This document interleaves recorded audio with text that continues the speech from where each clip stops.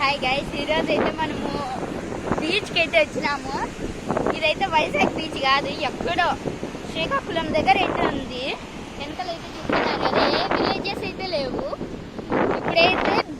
ఇప్పుడైతే బీచ్ చూపిస్తా, బీచ్ చూపిస్తా చూడండి.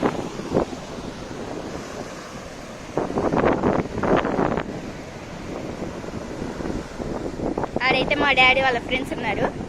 అది నా రెడ్ షర్ట్ మా డాడీనే. బీచ్లో అయితే మునిగేసి వస్తా. సరే బాయ్ గైస్, మునిగినాకైతే చూపిస్తా.